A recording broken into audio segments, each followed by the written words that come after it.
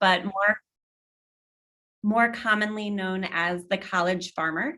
And so I run La Farm, which is Lafayette's 3-acre working farm and community garden that is at our Metzger campus. And I will share a little bit more about that as part of our presentation today. Looking forward to talking more with all of you and answering questions. Oh, and just a little bit about me. My background is really in production agriculture. So I worked on a variety of farms before landing here, and was really excited to kind of have a more educational focus to agriculture and to farming. So happy to talk about that. Great, thank you. So we are so excited to share with you the state of sustainability at Lafayette College. We are going to kind of give you a little bit of sense of when we talk about the Office of Sustainability, who we are. So in addition to myself and Lisa, we normally have a sustainability fellow, as well as about 12 to 15 student staff members who work in our office. And really help advance a lot of the work that our office does. I should probably have another photo here of all of the faculty members that are such a crucial part of the Lafayette community and are really, really engaged in advancing all of our carbon neutrality efforts and sustainability efforts writ large. But really, the Office of Sustainability's mission is to really advance sustainability initiatives and really transform really the innovative ideas that are coming out of the campus community into meaningful solutions, because we are really committed to building a just, verdant, and equitable world. So today we have four actually areas for you, talking a little bit about Lafayette's commitment and focus related to sustainability, diving kind of into the classroom and what does this look like in a classroom setting? What does it look like across campus through the lived experience that the students have day in and day out? And then just thinking beyond our borders and what we hope to do next.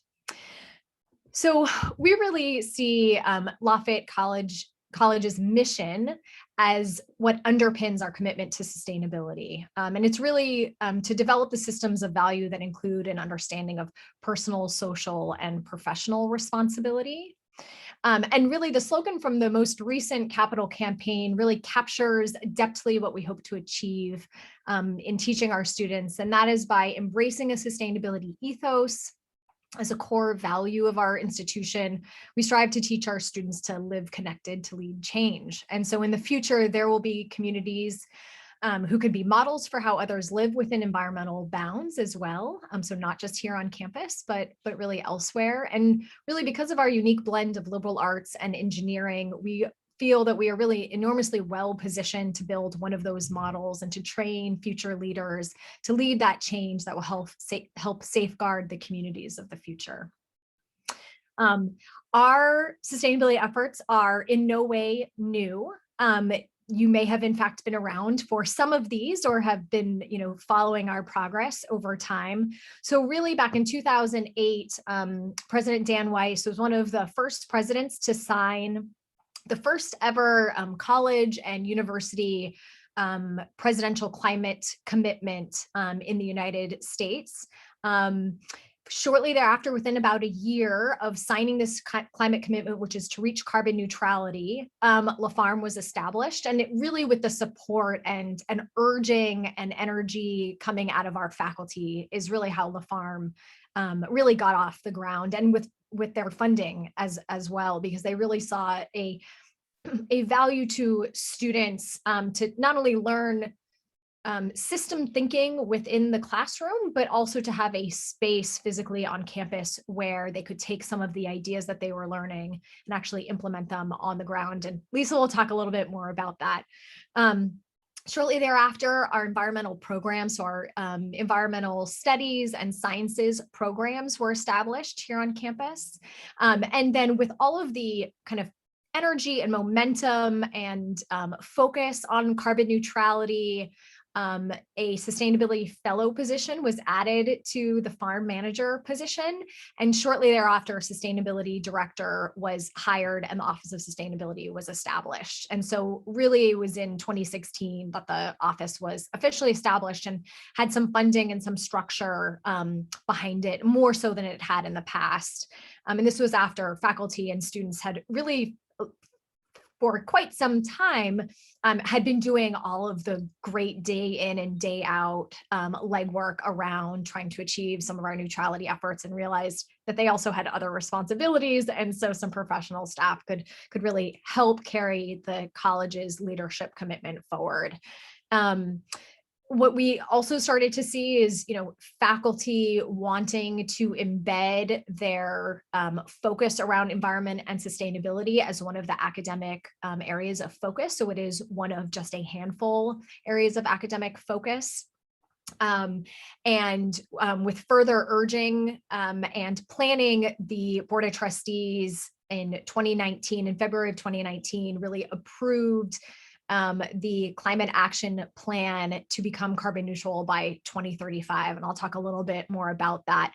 But this really kind of started to pick up a lot of momentum on campus. We saw, in renovations of buildings, sustainability was starting to be considered more widely.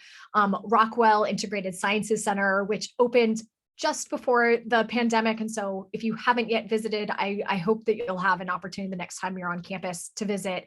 But that building opened, it achieved LEED Platinum, and we started as a campus looking to implement our CAP, our Climate Action Plan 2.0, and our on-site renewable energy project kicked off in terms of planning in 2020, and you'll hear a little bit more about the status of it, but we're very, very excited about seeing some of the goals in the Climate Action Plan actually being implemented.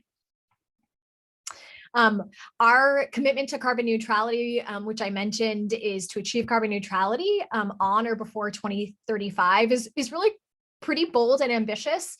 Many schools are looking to reach that goal by 2050, and we just don't believe that there is that much time. And we believe that we have the ingenuity and the resources and the focus to be able to achieve it before 2050. Our climate action plan really does deploy a number of approaches in order to achieve carbon neutrality. And I've listed just a few here, starting, of course, with energy efficiency projects, but also looking at a renewable energy strategy, thinking more deeply about our thermal side as well, and the emissions that come from our thermal side.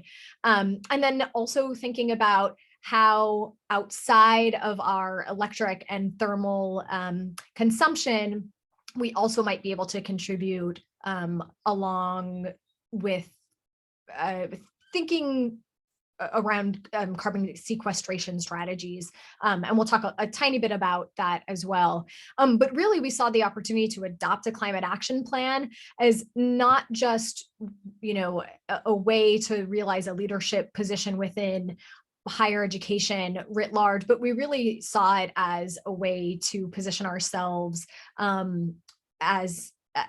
to position that commitment within teaching and learning opportunities as well, and to ensure that as we as a college were thinking about our operational improvements and ways that we needed to think about our own day-to-day business operations, that we should be pulling students into this process and having them learn and suggest solutions all along the way. And so really wanting to provide some co-curricular and curricular opportunities.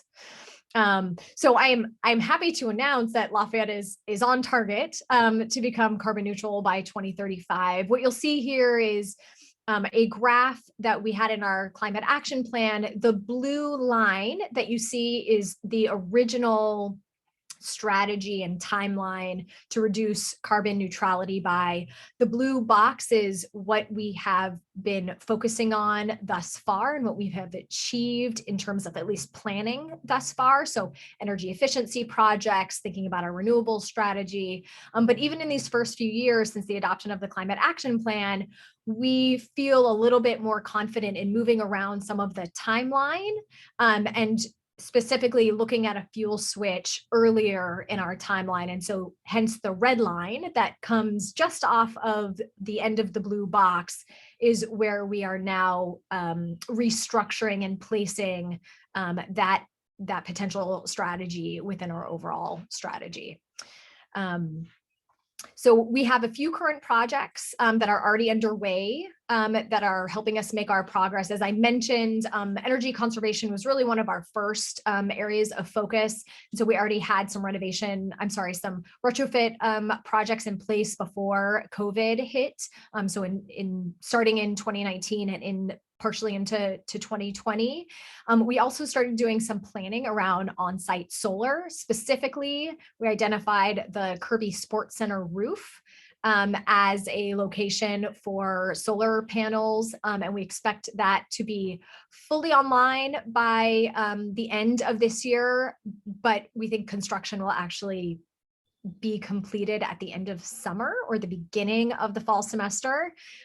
So the next time you're on campus, hopefully you'll be able to see that progress. And in fact, I believe either this week or next week, From the Hill will have an article about the progress, more details around the progress we've made around the Kirby Sports Center. And we have a live camera on the Kirby roof that at any point someone could take a look at and see the progress that is being made up there. We have also, in collaboration with some other institutions of higher ed here in the region, formed a consortium to pursue an offsite solar agreement, which we believe will account for something around 47%. 48% maybe of our total greenhouse gas emissions. And so we are hoping that in this year, we will have identified a project and be able to share some further details around that. However, I should note, of course, that our sustainability efforts absolutely span beyond just carbon neutrality. So we have 4 other big areas of focus on campus that really the campus community has helped define. So that is the sustainable food loop, environmental justice, regenerative ecosystems, and zero waste and circular economies. And I've noted here just a few examples of projects or efforts that we have been able to undertake within each of these categories. Lisa will talk quite a bit more about the sustainable food loop. Our area of focus within environmental justice has really been focused in 2 ways. One of them is to work with OID, the Office of Intercultural Development, to help provide a multicultural training for student leaders on campus, but would be available to all students across campus to take. We also are very, very intentional, at least within the office, but I would say this is also true for other departments on campus, to be thinking about issues around justice and equity as we are creating programs or events on campus, or as we're even really thinking about how our office does the work that we do on a day in and day out basis, whether that's creating policy or that is bringing voices into some conversations that we had not yet previously. On the topic of regenerative ecosystems, these may be a few things that you would see if you were on campus, but Skillman Library now has frit on the glass to ensure that we are reducing the amount of bird collisions that exist. Of course, birds don't necessarily realize that there's a big glass building in front of them, so we are trying to help reduce any of those collision efforts. And we plan to take this standard and apply it to other buildings on campus moving forward, and also looking at existing buildings on campus and apply frits there. We also are working to replace existing plantings when they need to be replanted with native planting options. And then on the zero waste and circular economies topic, two highlights here are really looking outside of trash and recycling. What are some other streams on campus that are consistent and present? And so students actually in our office help manage about 6 additional waste streams. So those could be anything from K-cups to writing utensils to beauty products, et cetera. So those items that are present on a daily basis, either in the spaces that students live in or in offices where our faculty and staff work, that we can help divert from the waste stream. And then our students host these wonderful pop-up thrift shops. We actually partnered recently with the Gateway Center on our spring pop-up thrift shop in order to provide clothing that students no longer wear, some of which still have tags on them, and host these thrift shops. Students come and kind of shop and find new clothing. And Gateway's wonderful contribution this year was to actually bring some of their career closet clothing that they have in their building to the thrift shop so that students could specifically look at clothing that they might need for interviews, and in the future could find in the Gateway Career Center's closet. So it was a really great collaboration, and students love these sorts of events. We had to, of course, modify them for COVID, but they are very, very popular. They take up the biggest room that we have on campus. When it was inside in the Marlowe room, it was the full sides of both Marlowe rooms. It was rather overwhelming, but I think it just showed that students have a need for these sorts of events, and that we as an office can help facilitate the exchange of materials to really avoid those materials being discarded elsewhere. So in addition to our operational focus, we're really firmly committed to embodying our sustainability values through academic and lived experiences. And I talked a little bit about those in some of the highlights, but really by embodying sustainability inside and outside of the classroom, this is where we really see the opportunity to foster the leaders of tomorrow. And so our classroom experience is incredibly rich across all disciplines. So here I have just listed just a few of the courses that students can find if they were to look in the course catalog. As you can see, these are not environmental courses. About 40% of departments or programs have at least one sustainability focused or related course. We actually think that this number is probably undercounted. We think it's actually probably greater. And so I will be working with faculty to conduct another inventory. But we see this really as an opportunity to engage faculty to understand if maybe not in the course catalog, but actually in their courses, they have this content, and we can assist them on modifying their course catalog description so that's easier for students, regardless of discipline, to find these classes, and provide hopefully incentives for those faculty that haven't yet thought about sustainability content in their courses to make some really natural transitions within their course design to imbue their courses with some content. Similarly, though, we have lots of faculty that are doing research in the area or related to sustainability. So we have a professor in government and law that really focuses on energy politics and environmental politics within international relations theory. We also have an engineering faculty member that's really largely focused on sustainable development, but specifically does research related to carbon footprints within the lower Ninth Ward in New Orleans. And then we have an engineering faculty member that is focusing on biomass feedstocks and how to improve the impact of biomass feedstocks in the production of products. And so students have the opportunities, not just in their course content, but also in joining faculty in some of their research endeavors to have these deep dives into sustainability solutions, which we think is incredibly exciting and is a worthwhile addition to their entire Lafayette experience. We see also a number of experiential learning opportunities for Lafayette students to be able to advance sustainability knowledge and then bring that knowledge back to the campus and implement some solutions on campus.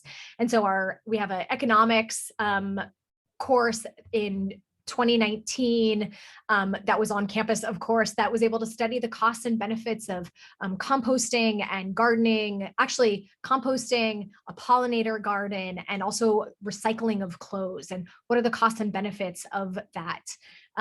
There are a number of study abroad experiences, either related to the environment or to environmental social studies. This one is, obviously not here in the US, but there's a semester at sea. There are domestic study abroad experiences that students can take advantage of as well. And they often come back with great ideas of technologies or community policies that they have seen in wherever they were studying abroad that they think has some sort of application either to campus or to the Easton community that they feel really passionately about. And we're really here to support them in helping them articulate how those sorts of technologies or solutions could potentially be good fits here. And then, of course, and Lisa may talk a little bit more about this, so I don't want to go too deeply, but an engineering studies course designed and installed an irrigation system at La Farm that is powered by solar panels. And this is them kind of setting that system up. But I believe the irrigation system was actually very generously funded by an alum. And then, this is a great transition in terms of experiential learning and what students are learning in the classroom and where we see them wanting to see those ideas implemented on campus that really help us advance our understanding and some piloting of solutions. And so I'm going to pass it off to Lisa to talk about how La Farm and the Sustainable Food Loop is a great meeting of these objectives. Great. Thank you, Delicia. Yeah, so I will speak a little bit about La Farm and our Sustainable Food Loop and kind of where those two meet. So La Farm really came out of this wanting to have a sustainable food loop on campus was one of the main driving points for it. And our sustainable food loop is that we are growing food at La Farm. We are selling that food to dining services for catering and special events, but also just for our students to eat in their dining halls on a daily basis. And then we collect food waste from just one of our dining halls from Upper Farallon. And then that food waste is composted. You can see in this picture of our students we have 2 earth tubs on campus that holds about 1,000 pounds of food waste at once. And so that food is collected every day for a week to fill up one earth tub.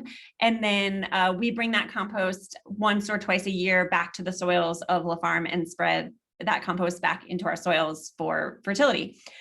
So this sort of concept of the sustainable food loop really formed the basis for La Farm's goals. And, so much has come out of that, but that's kind of where we started. The farm and the composting program both started at Lafayette about the same time, and both were coming out of student faculty research in 2 different departments, 2 different areas, and then came together in this way. So we are, of course, part of the Office of Sustainability and then also have a separate mission statement.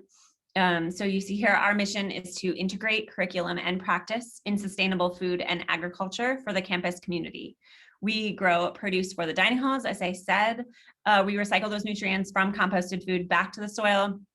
And we also serve as a home for collaborative, place-based student faculty education and research. And I'll get a little bit more into that education and research as we kind of move along through here. So some of our main areas of focus are like the pillars that uphold who we are and what we're doing.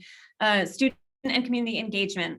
We are really focusing on helping students to have a direct relationship with this earth that we call home, and also specifically this place here the farm is in Forks Township, but in Easton, and having this connection with the land, what that means for their mental health, for their well-being, for their physical health.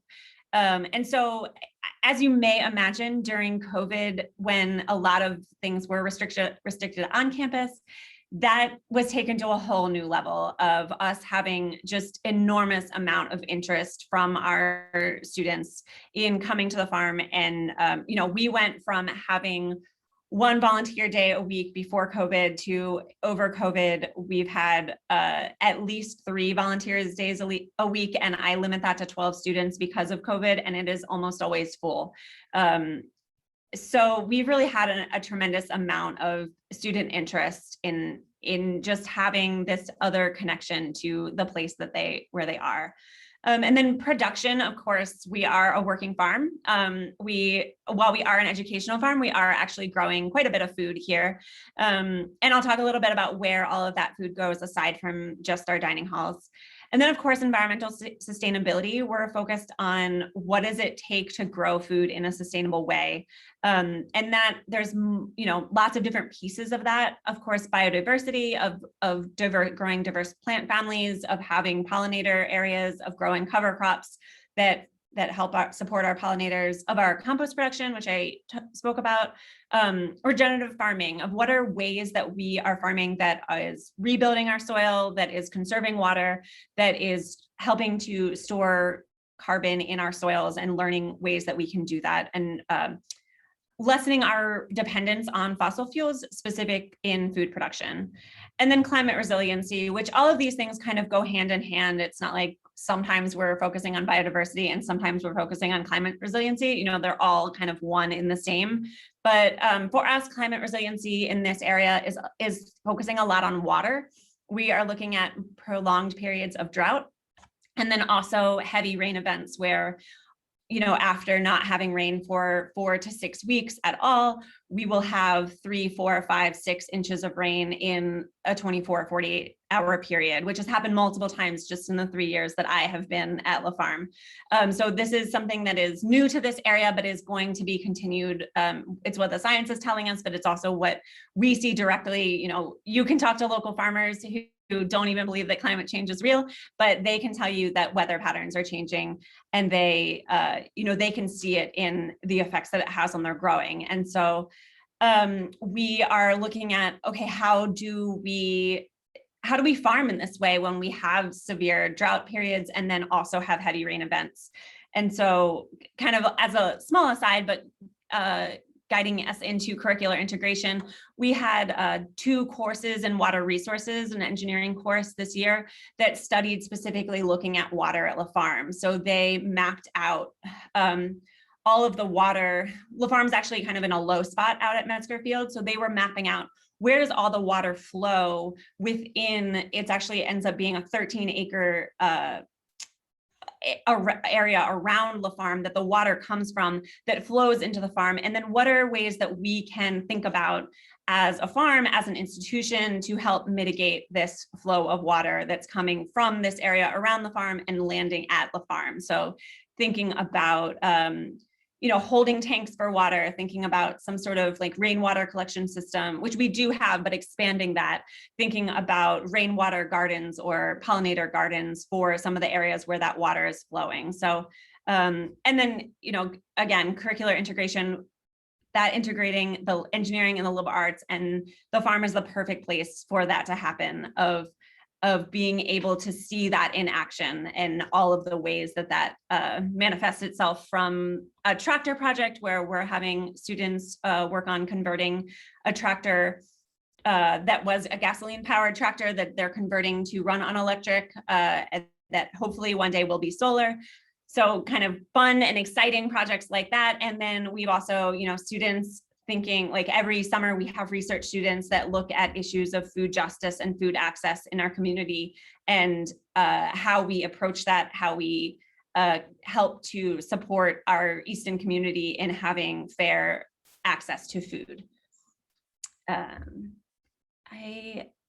seeing there's some questions in the chat, sorry. Do you want me to read them to you, Lisa, or do you? Yeah, if you. Or I'm happy to do it if you all want me to do that. I can do that. So the first, there's a couple in here. So thank you all for submitting questions. So Sharon has 2 questions. She says, do we grow fruit trees? And also she heard that during COVID, public entities should not compost due to potential issues. And what had you heard about that? Yeah, great questions. Thanks. We have some apple trees that are actually, they were planted before my time, and they were planted in kind of a more difficult place for them. So they are more ornamental than they are trees that we actually harvest from. They're right on the road, and it's a very busy road. We have put in 40 blueberry trees since 2 years ago, so they'll be fruiting soon. We grow a lot of strawberries, which are not a tree, but they are perennial, and they are extremely popular and take a lot of time for us to pick. We're in the midst of strawberry season and I am like neck deep in strawberries, but no one's complaining about that. And we have thought about putting in additional fruit trees, but we're not quite there yet in terms of my knowledge and expertise. So it's something that I'm hoping to think more about. And then in regard to composting, I actually haven't heard that, but I can tell you what we opted to do here for food safety reasons. Because we do have students who are managing the compost program, I didn't feel comfortable having students handle food that somebody had maybe taken a bite out of, and then was going to go into our compost program. So we pivoted. We used to do all front of house waste. So all things that were on students' plates and they didn't finish. And so they would go into our compost program. And we pivoted to do only back of house waste. So things that are on the line at Farranon that, there's just a little bit of broccoli and it's been sitting out. And so for food safety reasons, they can't put that back out on the line. And then also potato peels, onion peels, all of those pieces. So that's how we pivoted to approach the food safety of composting. Thank you, Lisa. And actually, Sarah had a question. I think she private chatted me earlier that she asked if maybe at reunion next year, can alumni come and pick strawberries? So if you think that you might need some help in June next year, maybe we can work that into to our in-person reunion. That's awesome. I love that. I'm going to write that down to do a pick run. Yeah, well, Sarah's ready. So a couple more questions. So Sandy says, great to hear that La Farm is also an educational facility. And she wonders, does that include grammar schools in Easton? And she cites sort of an example at in New York City at Governor and Randall's Island partnership that they have. So do we include sort of Easton area school children in that? That's a great question. It's something that we have thought a lot more about than we've been able to act on at this point. We do partner with the Lafayette preschool and childcare and have always had the preschoolers out, which doesn't only include Lafayette staff and faculty's children, that's open to the public too. So we have had those students out and that's always like such a hoot to have our 3-year-olds out picking peas and planting beans with us. And that's for 3, 4, and 5-year-olds. And then actually this year for the first time, we did a project. There's a student club that works with a middle school in Easton, and our food and farm students for their club did a Zoom activity with them about gardening, but it's hard to do that on Zoom. And so after that, they had actually reached out to me, the staff, and asked if they could have a partnership with us. So they are coming out this year for the first time. One of the big limitations for us is infrastructure. The farm has always been very grassroots of, we've worked from the ground up. Everything that is out there at this point is all student built, student faculty built, except for we did put in a deer fence 3 years ago. And so I'm always nervous about like torrential downpour, thunderstorm, lightning storm, like where do we go when I have like 40 third graders standing in the middle of a field.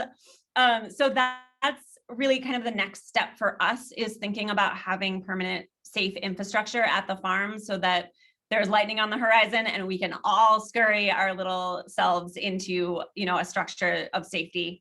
That's kind of the biggest piece for us. We also don't have easily accessible bathroom facilities, which is also part of our kind of next infrastructure piece, is being able, as we grow, and we have grown pretty significantly, just in my time of being here, but also in the last decade, every year we do grow in interest and production. And so looking to match that with some of our infrastructure needs.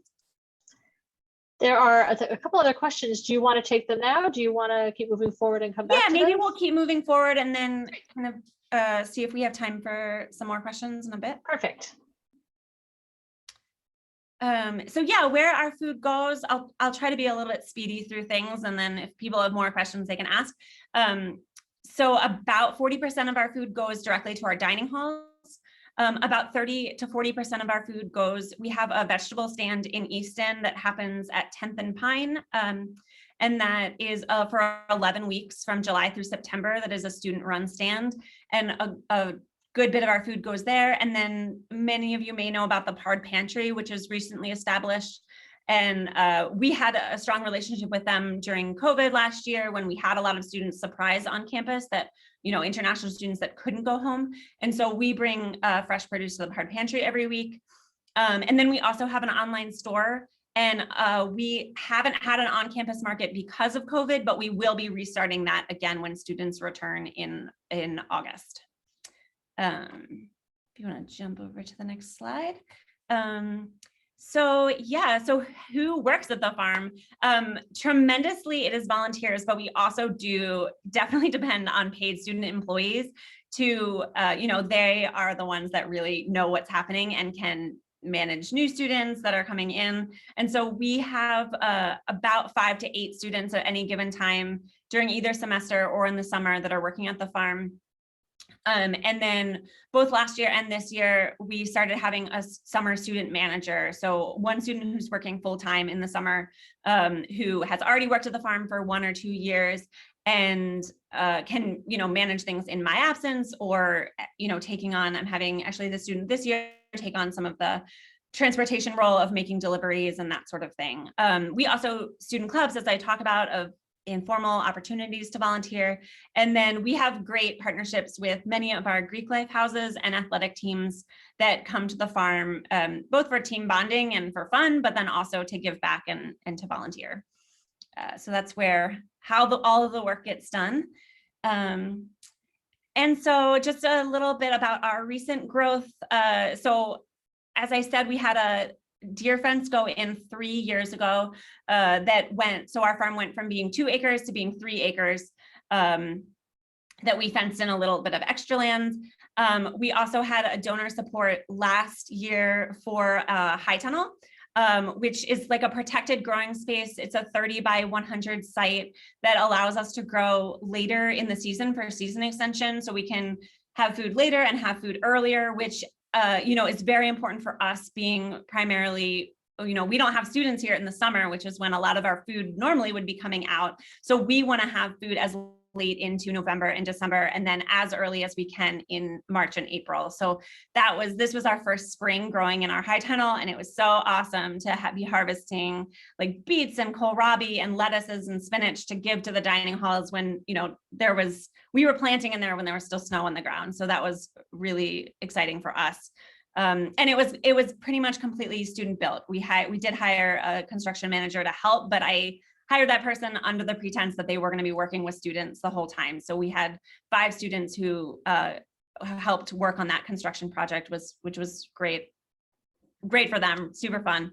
And then, we're just expanding pretty substantially every year, both in our production and also in our student engagement of just interest in the farm. And then where do we go from here? So as I talked about, our infrastructure is really our primary goal for right now, of thinking about building an on-farm greenhouse, and then also classroom space, equipment storage, having kind of both of those structures really being multi-use structures to meet all of the needs that we have on the farm, whether that is having, 4th graders come out to the farm, or whether that is of having a place to store our newly built tractor, all of those pieces. Again, a bathroom, kind of all of those infrastructure pieces. We are continuing to have partnerships with multiple pieces of campus, including the counseling center. We do some really awesome activities with them, focusing on mental health and well-being for our students. And then also partnering with the Landa Center. This is the first year we will have one of the pre-orientation service programs that run before orientation for our first year students that will be based at La Farm doing their service work. And we're really excited about that, and to continue those relationships. There's also an alternative break program focusing on food security this year. And so continuing those partnerships is really a huge part of where we are going in the future.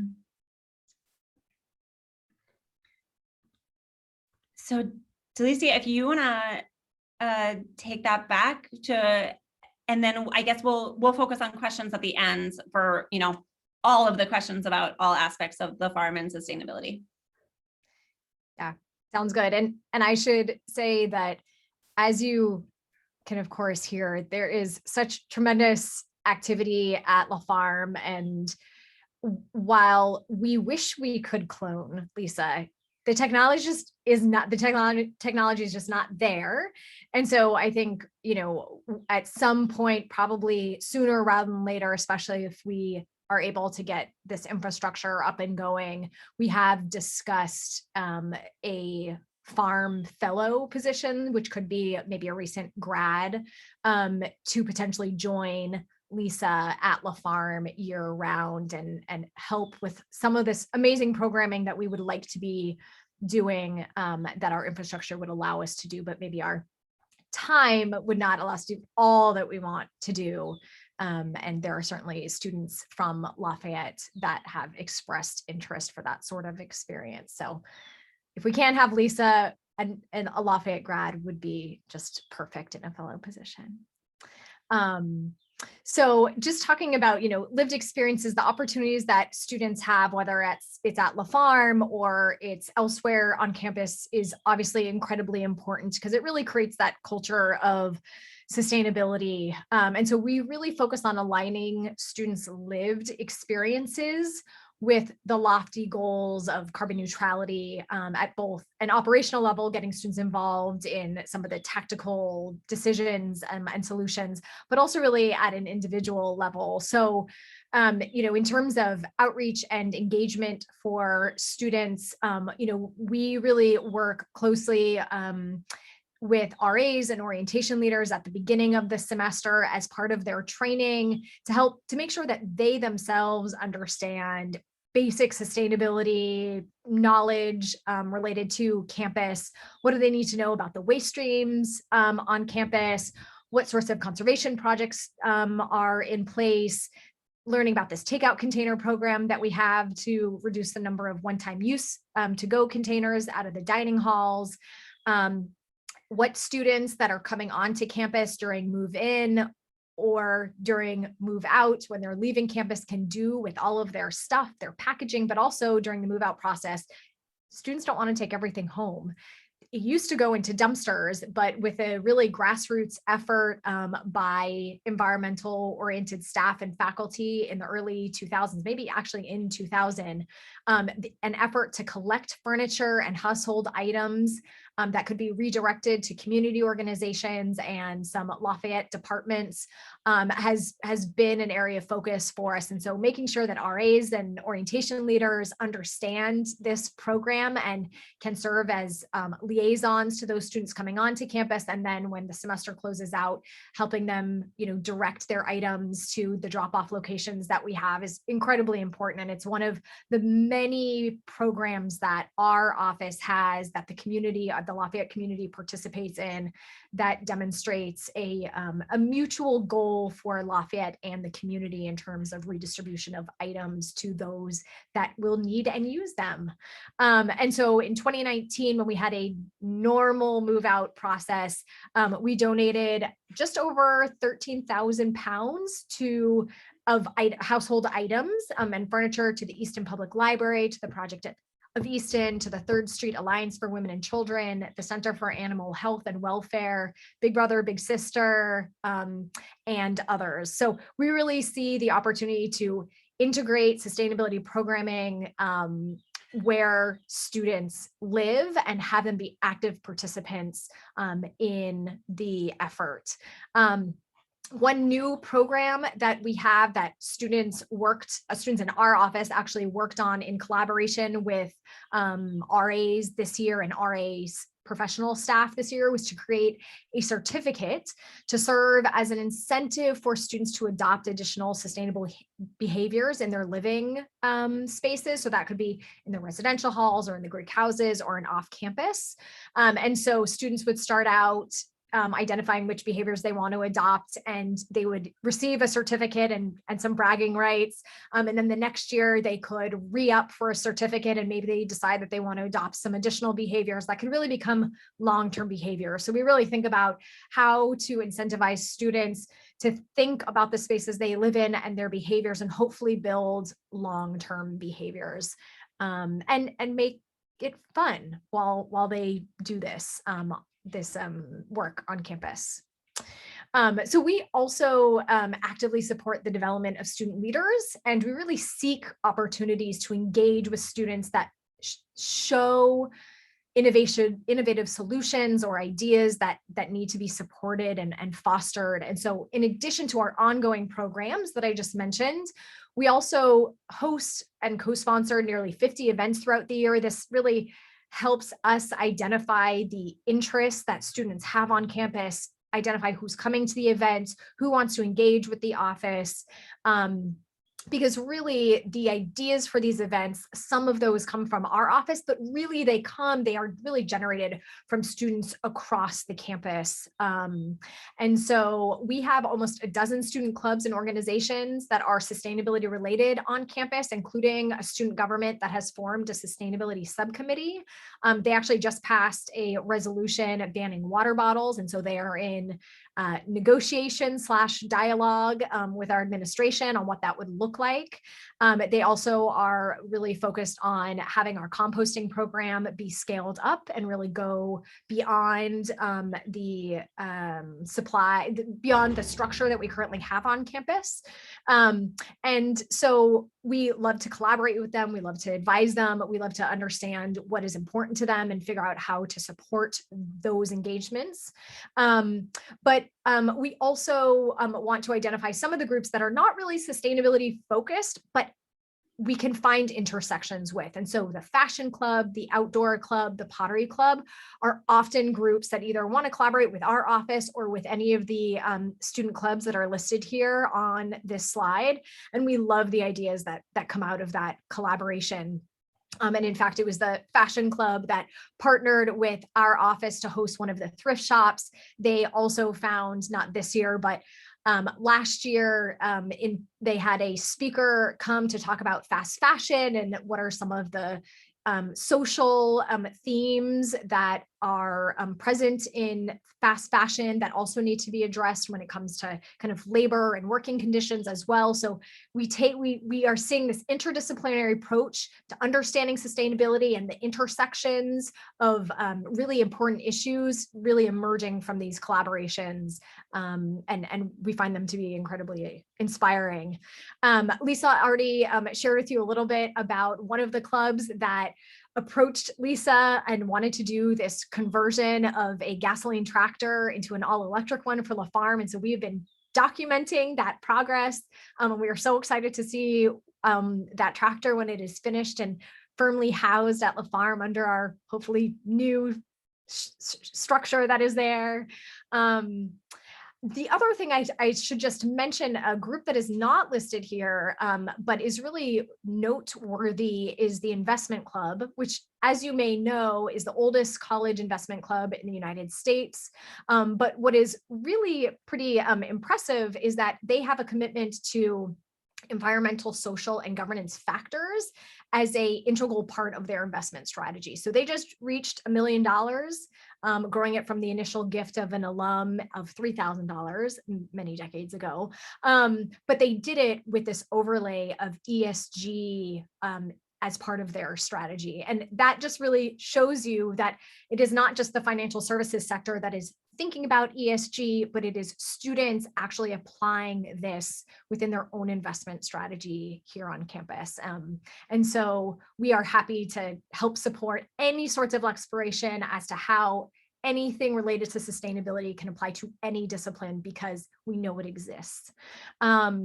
So the last thing that we are seeing that we are getting really excited about is just greater interest from alumni who want to connect with students and help guide them in their own career exploration.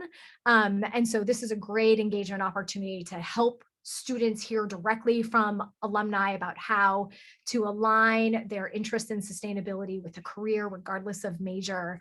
And so this academic year, the Office of Sustainability and the Gateway Career Center launched our Sustainability Career Conversations series, which has consistently brought in about 30 students to each event. And these 30 students have been from every discipline you could possibly imagine. We've in fact had some of the same students at all of the conversation events, because regardless of major, it is the story of how an alum has figured out how to align that interest with a career. And that is always going to look different for every alum.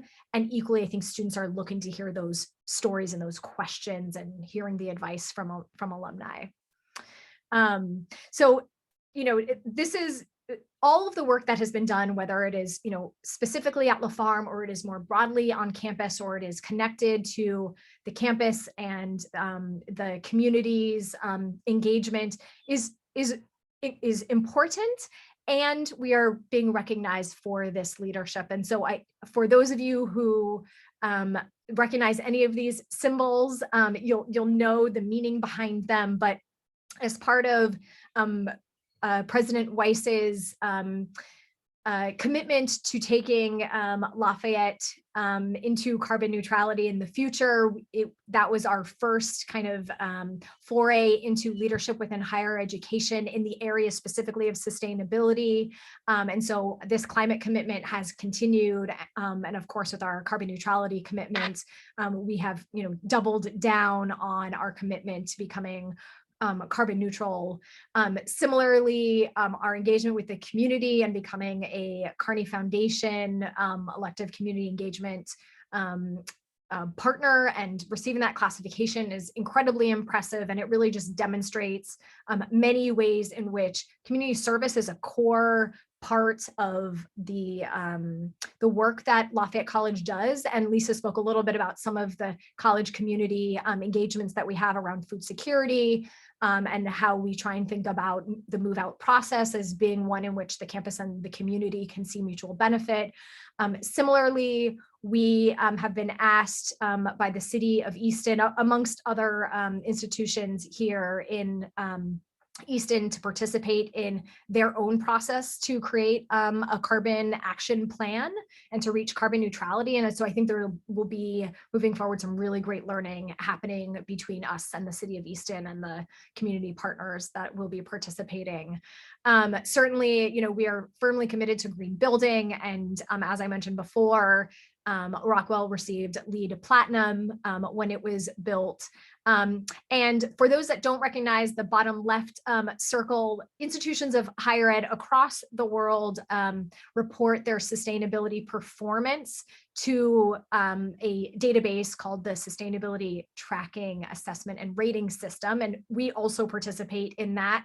And we have received Star Silver for the past 2 submissions. And we are really hoping that in alignment with all of the efforts related to achieving carbon neutrality, we are also seeing our work and our progress related to sustainability writ large be reflected in our STARS submissions.